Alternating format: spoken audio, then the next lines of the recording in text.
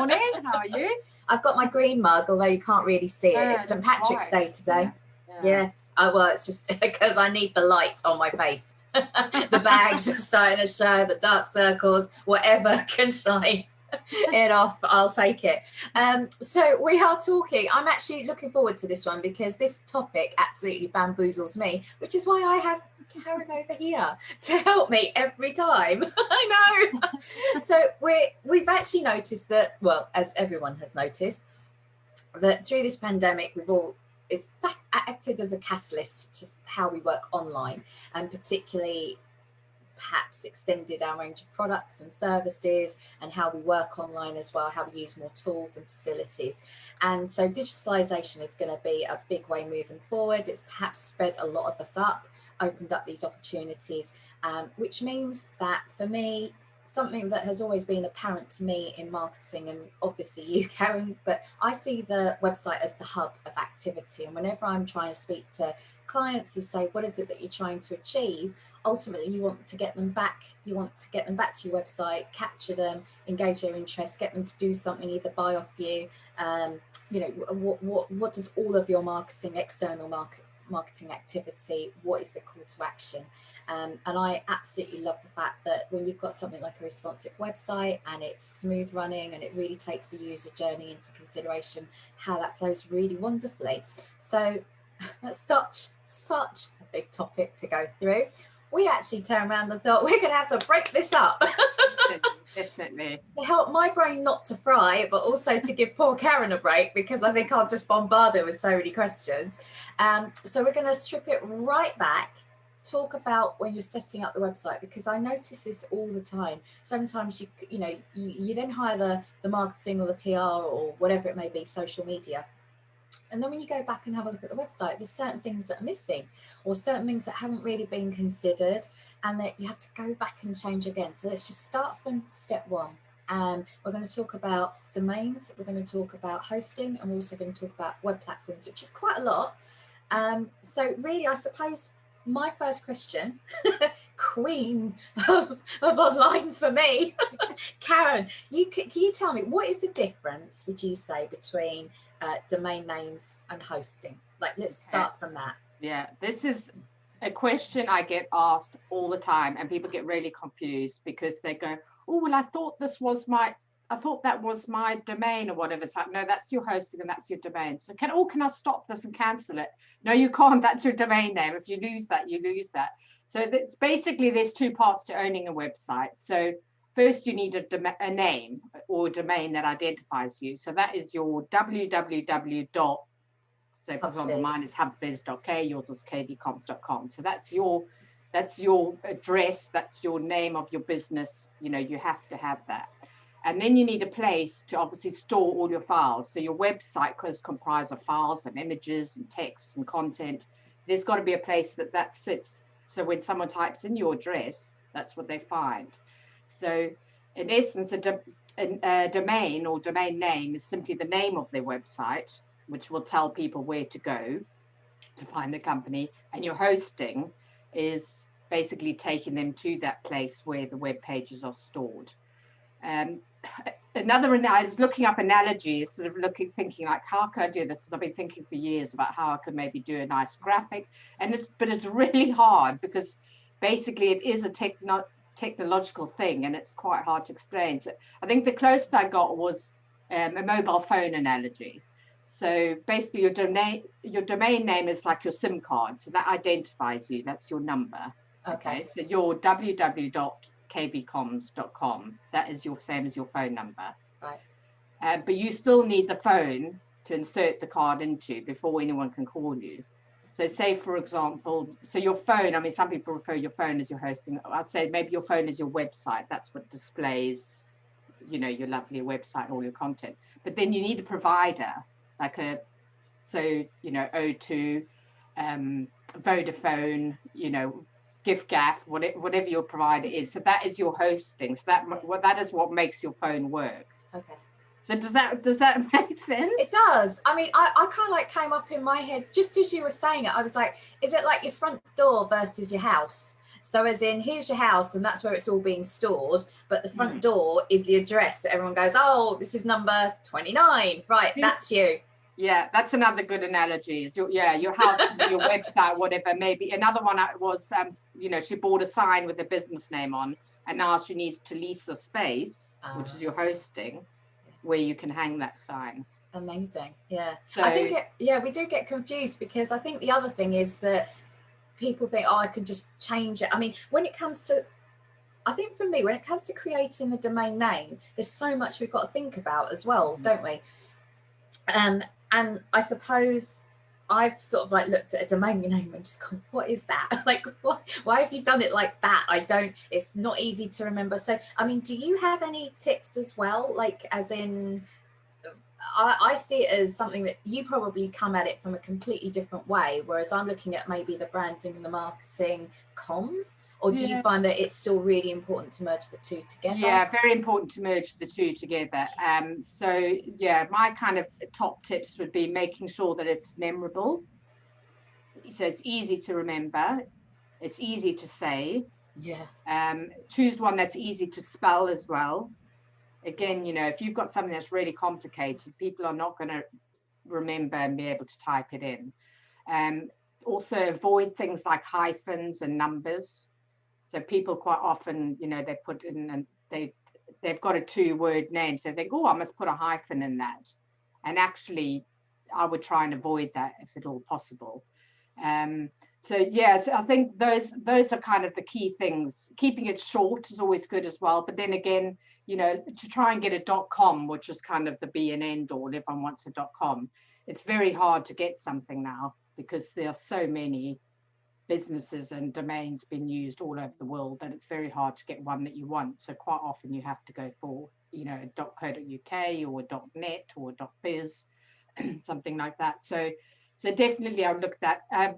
When we're speaking of .coms and that, I would obviously always try and get a .com, and then maybe your country as well. So .co.uk would be an option. Do you think that it's better to have like .co.uk or obviously .com for me would be a preference, but compared to .uk or .biz or what, does it matter now? Is it becoming more accepted, do you think, using these other iterations? Yeah, I think it is. So a lot of people are using .co, some people are using .travel, .events. So there's lots of different variations now that you can do. And I think people are starting to accept now that, you can't always get a .com for your business.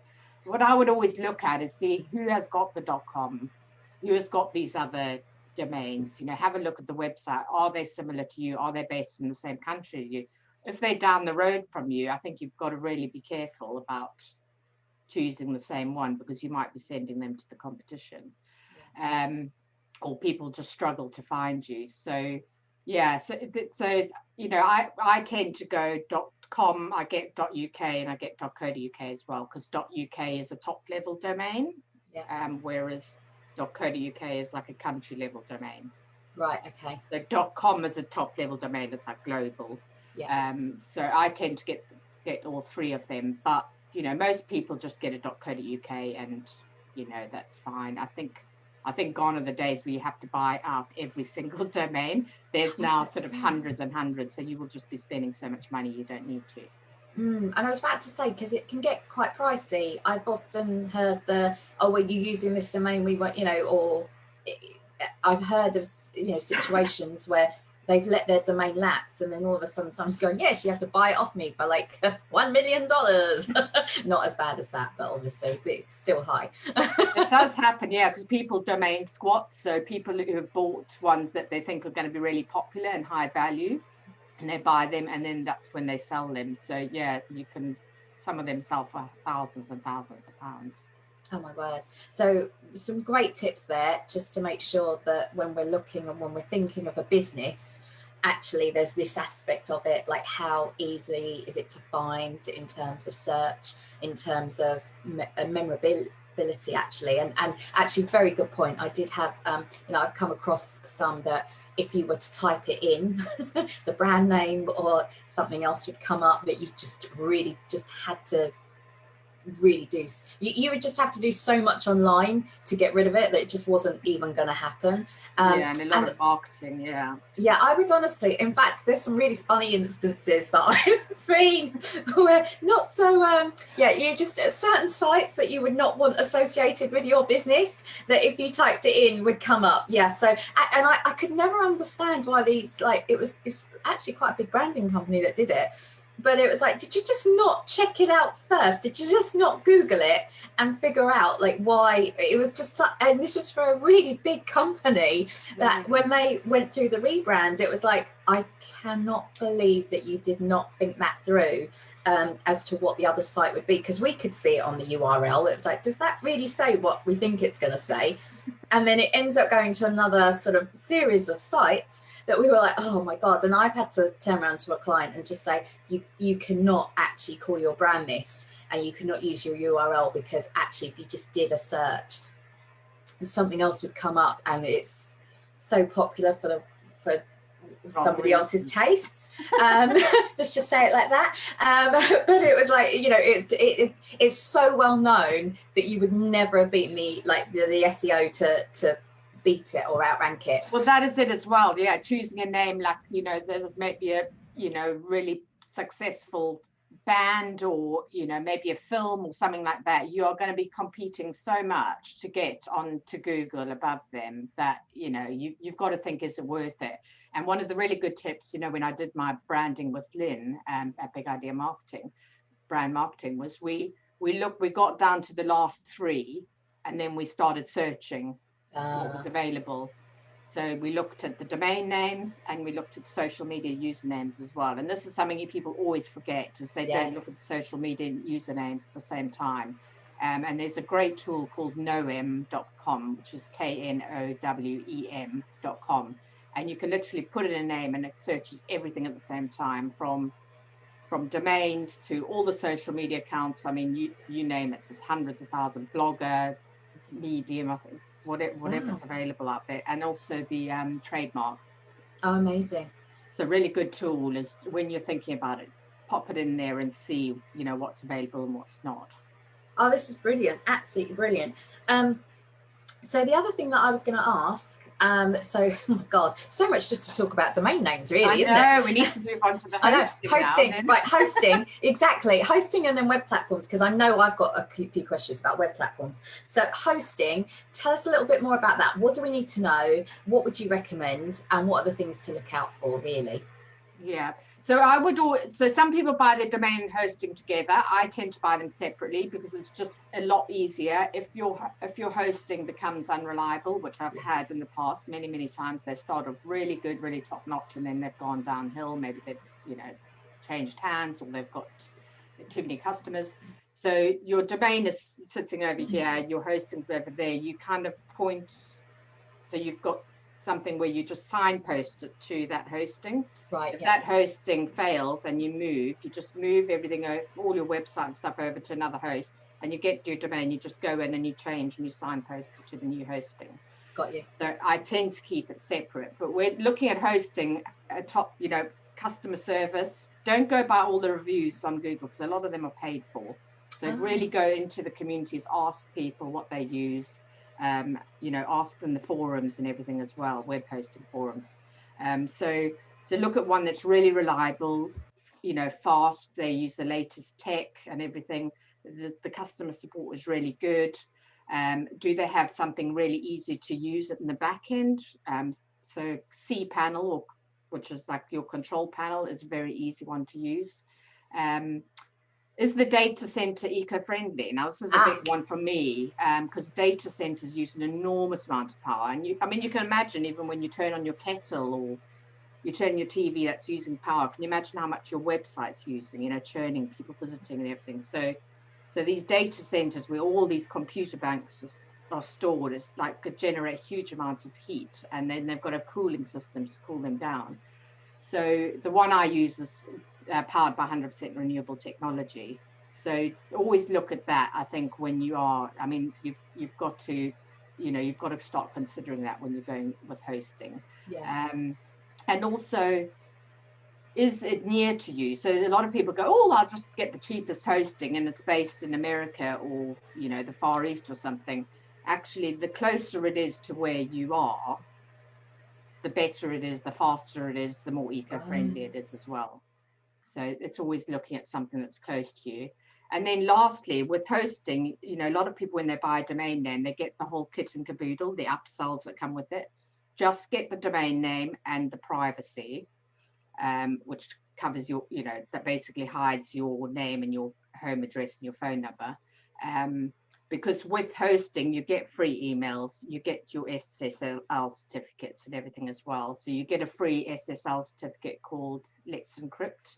Right. And just briefly, for those who don't understand, at the top of your website bar, you used to have HTTP : / name. Now it has to be HTTPS. So it's got to show a little padlock there, which is green, which says secure. If you have not got that, you've really got to sort it out, because Google will penalize you for that. Yeah, amazing. And actually, yeah, I've noticed that. So I use like 123reg, for example, for my domain, but then I use you've given me something else. So I work with you, obviously, to sort out my website hosting. And then my email hosting is something else that needs to get sorted, because I'm like, I don't like these. I think they're in the States or something, but it's just, for me, we're like working separately. So the fact is that they are separate, and you may think that it might be more cost effective or it might be more convenient to have it in one place. But I actually love the fact that if, say, for example, my email's down, it's not the same thing that's going on with my website. So it's like, which has happened when my website's been down, and I would be absolutely screaming if my emails had gone down that same day, because, you know, obviously just the continuity of working that day was just so much easier to know that you were looking after the website. At least the rest of my day could continue, and it just made it so much more efficient. Yeah. And ideally, just the one on emails. I mean, although you get free emails with your hosting, ideally, and it is a cheaper, cost-effective option. I mean, ideally, yeah, you do want to probably use a separate provider. It's getting to that point now, sort of with spam and things like that, that, you know, using something like Office 365 or G Suite or some sort of external email provider. Now, I also want to talk about website platform hosting as well, because, yeah, I'm sorry that we might have to do something separate on that alone, but there's so much. I always hear it. I'm using Wix, WordPress, Shopify. How do you know which one to go for? Because I think a lot of people just throw up a website, and then when it comes to evolving it, then they encounter the problem. So it might be a quick fix solution, but with no forward thinking. What is your approach? How would you go about it? I mean, I'm a big WordPress fan, but I'll go through quickly what the options are. If it's someone first starting out and they're really on a low budget, they're just on their business, they can't afford to invest in a website and anything, I would say, go for something like Wix. It's free, it's low cost, you can set up something really quickly.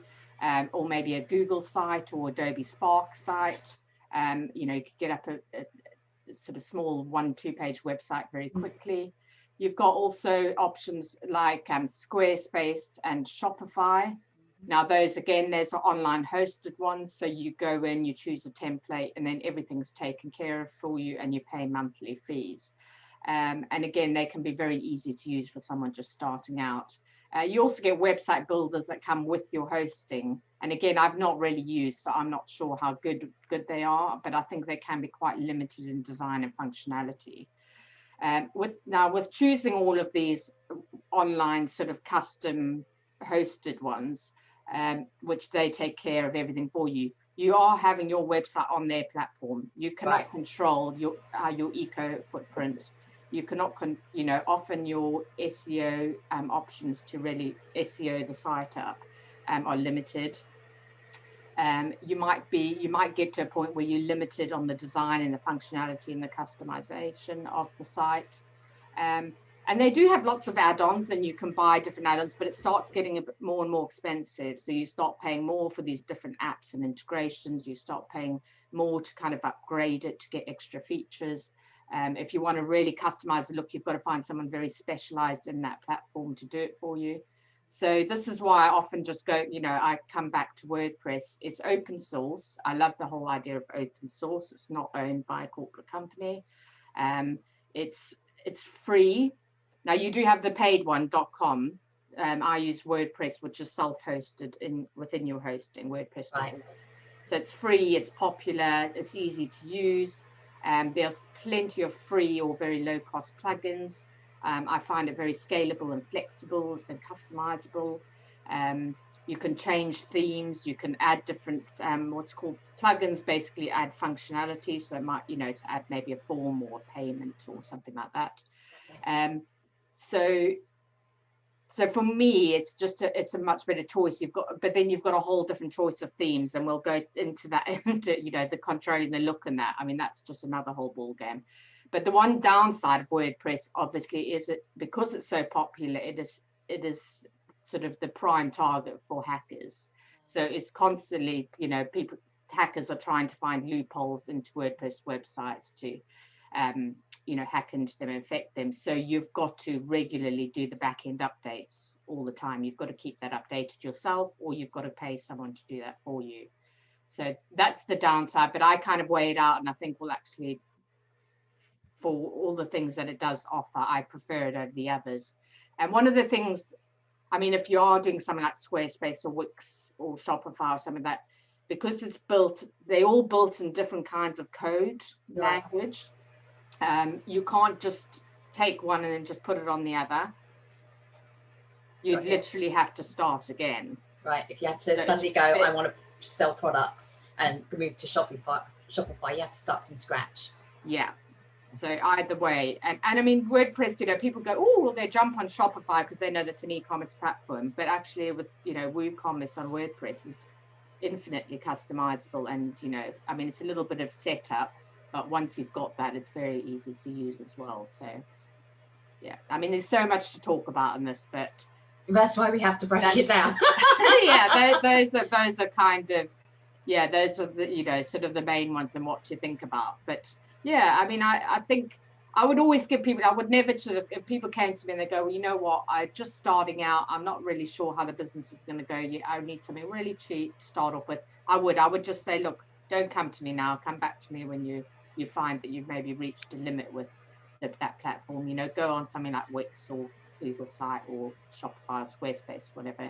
And if it might work for you forever. Some people have actually moved from WordPress to Squarespace because they just want the ease of things being taken care of for them. So yeah, but I'd have that discussion with people and definitely offer my advice, but I would suggest something that's suitable for them.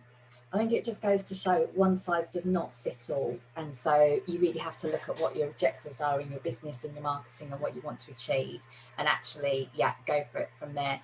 Thank you so much. There is so much that we could cover. So we are going to do, I mean, I've called this one part 1, but, I think we've got a series coming up on this. I think. I know, but it really helps. And also it makes the marketing and the branding so much easier when sort of like to follow on that journey of your business build up and to grow and scale your business. So thank you so much for your tips and insights. If you have any questions for Karen, please, do not keep quiet. She's a wealth of source. I always get so much information that she describes it really calmly that even I can get it, and also so much knowledge there. So either pop a question underneath in the comments, or we have your details. Karen's always linked in to everything like this we do, so you could always message her directly as well. So that's definitely. And I mean, if I don't know the answer to anything, and I don't, I hold my hands up. I'm not an expert in everything. I'm not a super duper coder, doing things from scratch.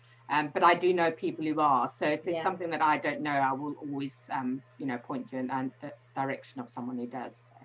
Oh, fabulous. Thank you so much. Thank you so much for your time. Thank you for joining us. And we will see you next week. And have a good rest of the week. Take care, guys. Bye. Take care. Bye-bye.